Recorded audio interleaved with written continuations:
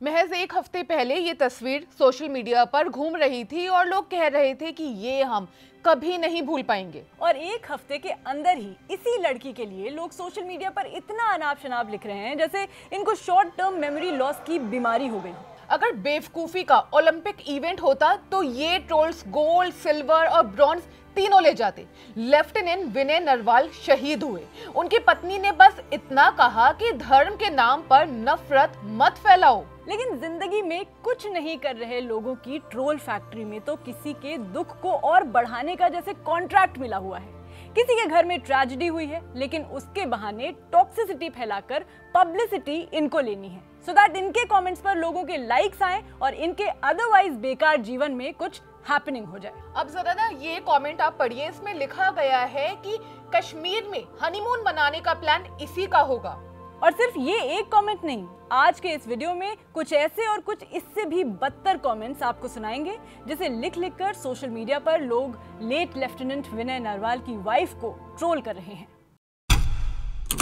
अब आप ये कमेंट पढ़िए। उज्जवल नाम के यूजर लिखते हैं कि उन्हें ऐसा लगता है कि हिमांशी का ही हाथ था इस इवेंट में। वो जेएनयू से है and she supports too many Muslims. I am not surprised if she has a hand in getting him killed. सबसे पहले तो उज्जवल जी, आपको पता है आप इतनी गिरी हुई बातें उस लड़की के लिए कर रहे हैं जिसने महज 6 दिन पहले अपने पति को खोया है। इसके अलावा आप इतना बड़ा आरोप लगा दे रहे हैं औरत के ऊपर कि एक तो आप उसे इवेंट बोल रहे हैं, वो बहुत ही खतरनाक अटैक था, उसके ऊपर आप इतने बड़े आरोप लगा रहे हैं बिना किसी सबूत के। कोई सबूत है तो जाइए पुलिस को दीजिए ना। और तीसरी बात, ये क्या हो गया कि वो जेएनयू से है, जेएनयू से निर्मला सीतारमण भी है, तो आप क्या कहना चाह रहे हैं जरा आप कमेंट में आकर बताइएगा। ये बस ये कहना चाह रहे हैं कि इन्होंने काश किसी अच्छी यूनिवर्सिटी से जाके पढ़ाई कर ली होती तो ये शायद ये कमेंट ना करते, थोड़ी सी बुद्धि इस्तेमाल करते और किसी इतने सीरियस चीज के लिए इस तरह की भद्दी बातें ना बोल। इसके अलावा कमेंट में इन्होंने एक चीज और लिखी है कि उनके काफी मुस्लिम फ्रेंड्स थे, तो जो ये वीडियो देख रहे हैं और इंक्लूडिंग मी, आई थिंक हम सभी के मुस्लिम फ्रेंड्स होते ही हैं। आई थिंक जिन्होंने कमेंट किया है ना उज्जवल जी, उनके भी मुस्लिम फ्रेंड्स होंगे, right Hareem?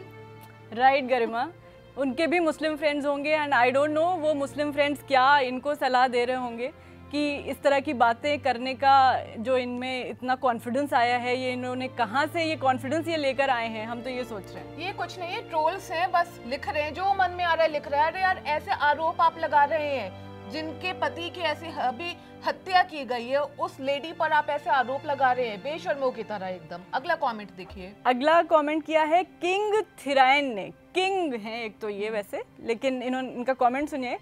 She probably had a plan B. She knew one day her husband would die in line of duty. I wonder if plan B is Abdul, who she already met before marriage.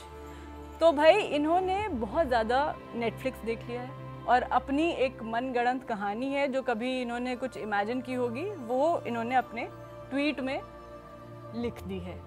और इतनी ज़्यादा जो आपकी imagination wild हो रही है कि इनकी ऑलरेडी ऐसा कोई प्लान होगा। क्या कार्ड आपको मिला था, उसमें क्या प्लान ए के साथ प्लान बी ये लिखा हुआ था पीछे कि अगली शादी अब अब्दुल से होगी? मतलब ये सोचो औरतों को लेकर सोच कितनी गिरी हुई है कि अगर आप ऐसे कुछ भी आरोप लगा देते हैं कि अरे इसका तो प्लान ए ये था, प्लान बी होगा। अरे आपने उस महिला की हालत देखी है, वो रो रो कर कितना परेशान है, आप तस्वीरें देखिए। अगर आपको ट्रोलबाजी करने से थोड़ी सी भी टाइम मिल जाएगा तो जाकर आप तस्वीरें देखिए। चेहरा बता रहा है कि कौन सा दुख, कौन सा पहाड़ उनके ऊपर टूट पड़ा है।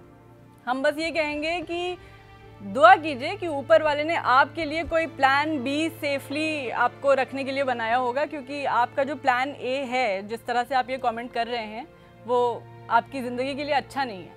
अब आते हैं प्रेम पांडे जी पर। अच्छा, हम यहाँ पर नाम इसलिए बता रहे हैं कि let's name and Shem these people जो इतने इनसेंसिटिव हो सकते हैं, वो भी ऐसे पूरे माहौल में। प्रेम पांडे जी लिखते हैं, ये इनके यूजर का नाम है, उन्होंने लिखा है she was in living relationships with Kashmiris, plural में लिखा है इन्होंने। अच्छा, ठीक है। तो यहाँ पर वैसे मैं आपको एक ज्ञान की बात बता दूं, वैसे ये यहाँ पर मुझे वो ज्ञान नहीं लाना चाहिए, लेकिन फिर भी अब, और उसका कुछ इस टॉपिक से मेरे अकॉर्डिंग लेना देना भी नहीं है, लेकिन आपको एक ज्ञान मैं फिर भी दे देती हूँ। ज्ञान ये है कि the supreme court of India has repeatedly held that a live in relationship between consenting adults is not illegal. मैं आपको फिर से बता रही हूँ, इस ज्ञान का यहाँ से कुछ लेना देना नहीं है, लेकिन क्योंकि आपने कीवर्ड अपने कमेंट में लिखा है तो मैं आपको बता दे रही हूँ, जैसे आपने गाली के तौर पर लिखा है यहाँ पर। तो यहाँ पर आपने ये प्रूव कर दिया है कि एक महिला जिसके पति की मौत हो गई है, जो ऑलरेडी इतनी ज़्यादा बुरी हालत में है, उसके ऊपर आप इस तरह के अजीब व गरीब आरोप लगा रहे हैं जिसमें कितनी सच्चाई है नहीं है उसका कोई लेना देना नहीं है, लेकिन आपके पास बहुत समय है, इतना समय है कि इस तरह की फालतू बातें आप दिल खोलकर कर सकते हैं। और नहीं, ऐसी हालत में हमें जिस महिला के साथ पूरे देश को खड़े रहना चाहिए, उस वक्त समाज में ये प्रेम पांडे जी जैसे जो सो कॉल्ड मर्द हैं, ये क्या कर रहे हैं? सबसे आसान काम, औरत को ही टारगेट करो, उसी के बारे में गंदी गंदी बातें लिखो, कैसी भी बातें खुलकर लिखो, ये कर रहे हैं ये सपोर्ट करने की जगह पर। चलिए अब इनके बाद आते हैं नीलेश कुमार जी पर। ये कह रहे हैं कि the media should ask parents, not 6 days wife giving statements for headlines. Let's be honest, there is no emotional bond in 6 days, it's all surface level. भाई इन्होंने प्यार मोहब्बत में बहुत डिग्री कोई हासिल की हुई है शायद, कि इन्हें पता है कि कितने दिन में कितना बॉन्ड बनता है। 6 दिन में बॉन्ड नहीं बन पाया, इनका ऐसा कहना है। और जो लोग 10-10, 12-12, 15, 20 साल बाद डिवोर्स ले रहे हैं, उनके लिए आपका क्या कहना है? आप ये बताइए। मुझे तो लगता है इन्होंने पक्का कोई ग्रंथ लिखा है, वहां पर इन्होंने फॉर्मूला देखा, अच्छा 6 दिन है। अच्छा आपको पता है कि शादी के पहले भी आजकल लोगों की बात वगैरह होती है, बॉन्ड होता है लोगों का, ठीक है। अगर आपको मैं बता दूं, आपको ये पता ना हो, जो आप 6 दिन की बात करें ना, बाल विवाह नहीं होता आज के जमाने में। आज के जमाने में लड़का लड़की एक दूसरे को पहले से जानते हैं, प्लस उनकी शादी हो गई थी, शादी जैसे पवित्र बंधन में वो बंध चुके थे। तो ये क्या है 6 दिन, मतलब ये कैसे ये बोल भी रहे हैं कमेंट में? मुझे तो हैरानी हो रही है लोगों की ऐसी सोच देखकर। नहीं, इमोशनल बॉन्ड बनने की टाइमिंग आप कैसे फिक्स कर सकते हैं? कौन सी किताब में लिखा हुआ है कि 6 दिन में इमोशनल बॉन्ड नहीं बन सकता है? या कहाँ से आप ये पढ़ के आ गए हैं कि 6 दिन सिर्फ उसके साथ अगर शादी हुई है उसकी, तो वो उससे इस तरह की बातें करने का उसको हक नहीं है, या उसके लिए उदास होने का उसको हक नहीं है, रोने का हक नहीं है उस औरत को। प्लस हरीम एक चीज और, इन्होंने मीडिया को भी टारगेट किया है कि मीडिया को उनके पेरेंट्स के पास जाना चाहिए। तो आपको बता दो, थोड़ा सा गूगल करना, बिल्कुल थोड़ा सा। मैं खुद गई थी उनके घर पर, उनके पेरेंट्स से भी बात की है। वो पूरा इंटरव्यू आप देख लीजिएगा, जी स्विच पर ही आपको मिलेगा कि किस तरीके से वो कितने परेशान है, क्या उनकी हालत है। और दूसरी बात, हिमांशी को वहां पर अपनी इन्हीं आंखों से देख कर आई, उस महिला का बेचारी का जो हाल है ना, वो शायद आप लोग तो मतलब इमेजिन भी नहीं कर सकते हैं, जो आप सीधे टारगेट कर रहे हैं उस महिला को। बात वही है कि जिन्होंने दूर बैठ करके कुछ भी बोलना बहुत आसान होता है, पास से उस चीज को महसूस करना अलग बात होती है। अलग अलग थ्योरी देखना, ये सब मुझे लगता है ना बैठ के स्टार प्लस के सास बहू ड्रामा इन्होंने देखे हैं, वहीं से इन्होंने सब षड्यंत्र रच रही है, ये कर रही है, वो कर रही है, ऐसा हुआ होगा। अरे जाकर काम धंधा करो। ये सब जो आपकी ये कौन सी थ्योरीज उन्हें कहा जाता है, कॉन्स्पिरेसी थ्योरीज जो है, उन्हें कम से कम यहाँ पर विक्टिम के फैमिलीज के ऊपर ना अप्लाई कीजिए। हाथ जोड़कर आप लोगों का, आप जैसे ट्रोल्स के लिए निवेदन है हमारा।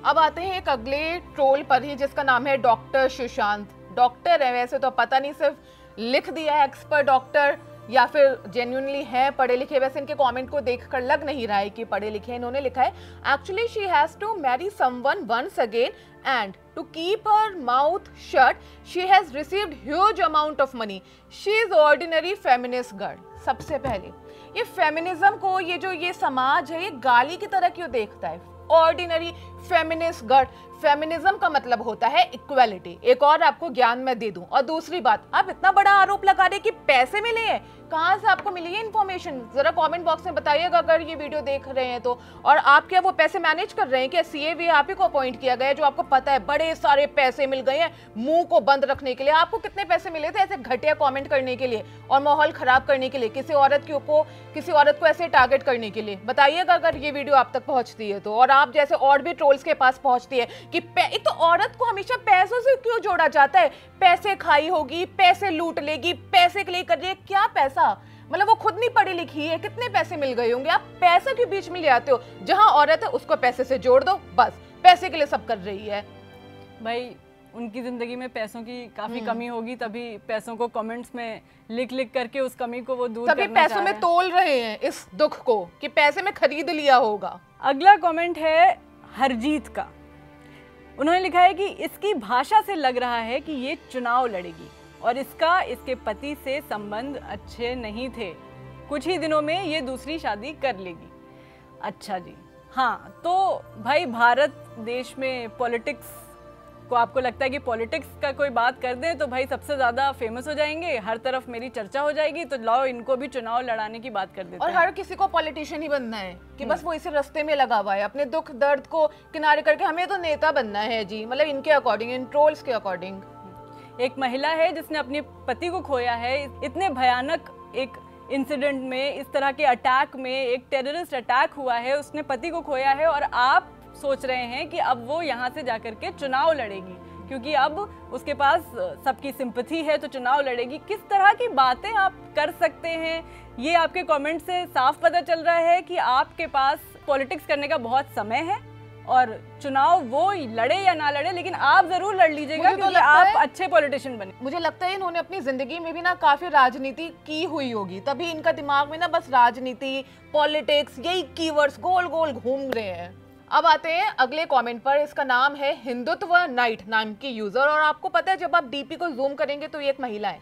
सुनिए, I was correct in guessing that honeymoon in Kashmir must be her idea. तो इन मैडम ने क्या किया, अपनी एक कचहरी लगाई, उसमें अपने सबूत दिए, जो सबूत इन्हें रात में सपने में आए, और फिर ये केस जीत गई। फिर इन्होंने लिखा आई वॉज करेक्ट इन गेसिंग।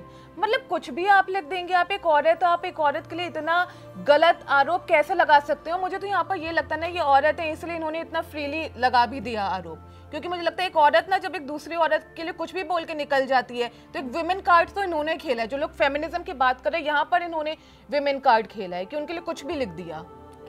और ये जो गेस वर्क इनका इतना स्ट्रॉन्ग है, तो भाई अगर इतना ही स्ट्रॉन्ग गेस वर्क था आपका तो कुछ अच्छे एग्जाम्स जो हमारे देश में होते हैं वो आप भी दे देती, कुछ IAS PCS टाइप कुछ बन जाती, बजाय इस तरह के खाली बैठ करके फालतू के कमेंट्स करने के। सिर्फ कमेंट्स ही नहीं कर रही, जजमेंट पास कर रही हैं सीधा सीधा। ये ना कभी हिमांशी से मिली ना, मुझे लगता है इन्होंने उनके आंसुओं को देखा और महसूस किया, लेकिन जजमेंट ये सीधा दे रही हैं। आई वॉज करेक्ट इन गेसिंग। कहाँ से करेक्ट, किसने बोला यू वर करेक्ट? जो आप इतनी बड़ी बात एक्स जैसे प्लेटफॉर्म पर लिख रही हैं, 100 लोग आपकी ये बात पढ़ रहे हैं, you were correct. Why you were correct, ये वैसे ही हो गया। इसी औरत ने कहा होगा चलो मुझे कश्मीर घुमा के लाओ, इसी औरत ने प्लान बनाया होगा। जो होता नहीं, जो मोहल्ले में बोलती रहती हैं, वैसी वाली चीज है। और मोहल्ले भी क्या, हमें तो लग रहा है ये शीशे के सामने खड़ी हो गई है, मिरर के सामने, क्या अपने ही से बातें कर रही है कि आई वॉज करेक्ट इन गेसिंग। हाँ, और ये सारी गलती इसी की है, इसी यही अपने हस्बैंड के पीछे पड़ी थी कि मुझे तो कश्मीर जाना है। मतलब इन्हें कुछ नहीं पता वो दोनों कौन थे, कहाँ रहते हैं, वो लोगों पे क्या बीत रहे, लेकिन गलती औरत की निकाल रही है। और ये महिला है, सबसे बड़ी विडंबना। आप देखिए, एक आखिरी कमेंट ये है कि लगता है बगल में अब्दुल रहता है, अपना इंतज़ाम कर ली आगे के लिए। तो एक बार फिर से ये जो अब्दुल नाम कमेंट में आ रहा है और एक पर्टिकुलर कम्युनिटी को टारगेट करने के लिए, और सिर्फ उस औरत ने सिर्फ ये बोला कि रिलीजन के नाम पर नफरत मत फैलाओ। इसमें कौन सी उसने ऐसी बात कर दी कि आपके दिल पर इतनी लग गई कि उसका अलग ही रिश्ता कुछ आप बताने लगे, उसके ऊपर इस तरह के आरोप लगाने लगे। शर्म कर लीजिए भाई, थोड़ी शर्म कर लीजिए। और मैंने देखा ये लोग अब्दुल से बड़े ही ऑब्सेस्ड हैं, इतने सारे कमेंट्स में कि अब्दुल होगा अब्दुल होगा। मतलब पता नहीं कहाँ से इन लोगों को ये सोर्स ऑफ इंफॉर्मेशन मिल रही है। मीम्स बहुत देखते हैं ना गरिमा। मीम्स जब खाली लोग होते हैं तो इंस्टाग्राम पे मीम्स और रील्स जब बहुत चलते हैं तो बस जो दुनिया कर रही है उसी भेड़ चाल में ये भी चल देते हैं। खैर, अब अच्छी बात यह है कि NCW अब आगे आया है और उन्होंने खोलकर बोला है कि इस तरीके के जो ट्रोल्स हैं वो कतई ही एक्सेप्टेबल नहीं है। जिस तरीके से हिमांशी को ऐसे बुरे वक्त में ट्रोल किया जा रहा है, कतई एक्सेप्टेबल नहीं है। तो इस मामले पर आपकी क्या राय है, कमेंट्स में बताइए। इन ट्रोल्स के लिए आपका क्या कहना है, ये सारी चीजें हमें कमेंट्स में लिखकर बताइए। और मुझे तो लगता है ना कि इस वीडियो को देखने के बाद जो ये ट्रोल्स हैं, ये कमेंट में आकर हमें भी काफी गालियां देने वाले हैं, बट उससे कोई फर्क नहीं पड़ता।